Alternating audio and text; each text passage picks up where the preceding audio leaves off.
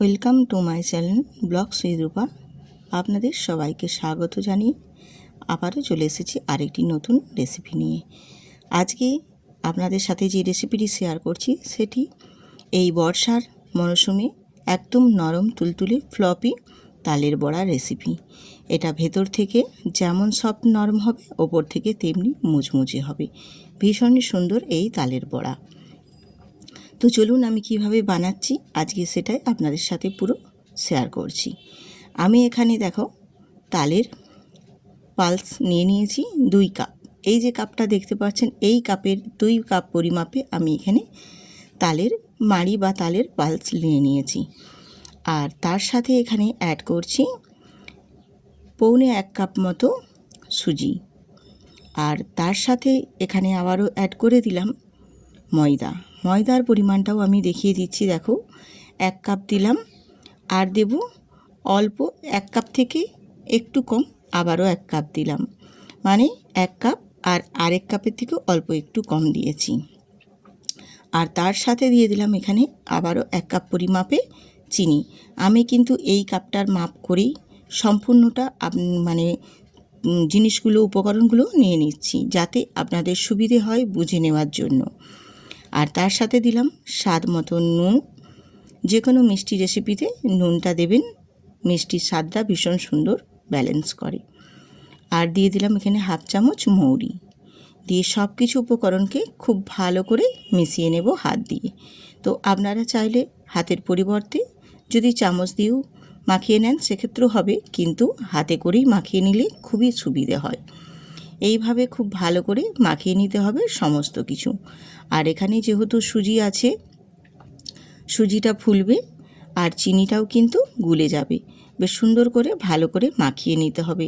এইভাবে মাখিয়ে নিয়ে আমি এটাকে কিছুক্ষণ রেস্টে রেখে দেব, তাহলে সুজিটা আবার খুব ভালো মতো ফুলে উঠবে আর চিনিটাও সুন্দর করে গুলে যাবে।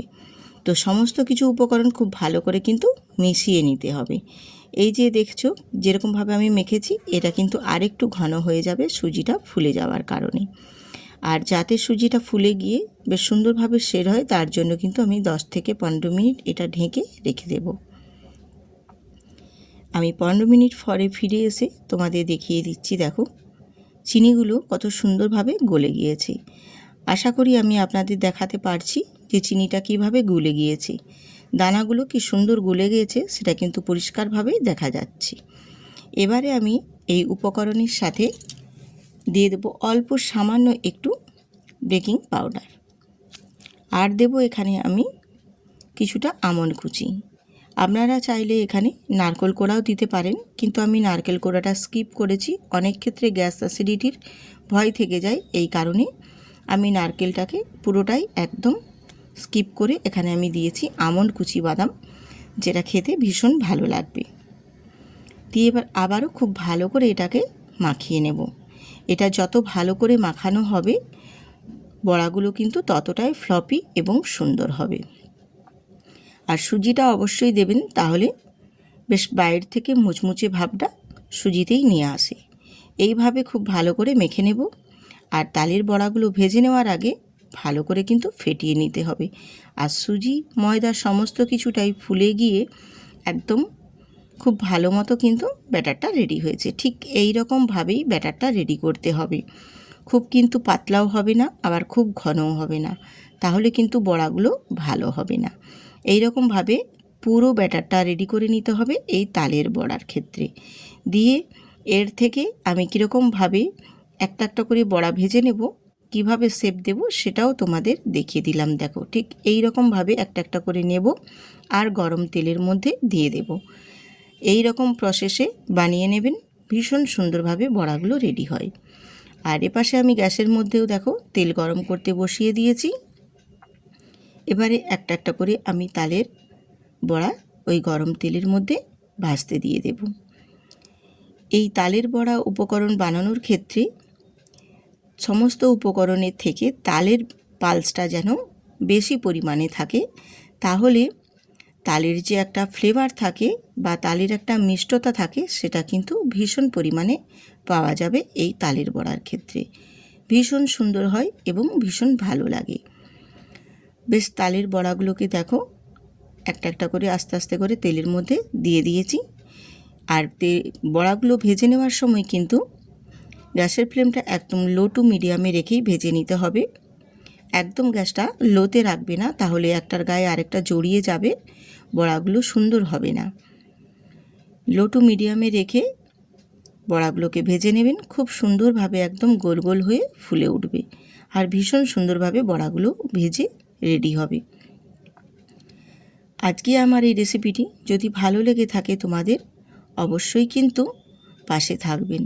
এখনও পর্যন্ত যদি আমার চ্যানেলটি সাবস্ক্রাইব না করা থাকে, খুবই তাড়াতাড়ি চ্যানেলটি সাবস্ক্রাইব করে নিন, তাহলে আরও নিত্য নতুন রেসিপি পেতে পারেন আমার চ্যানেলে।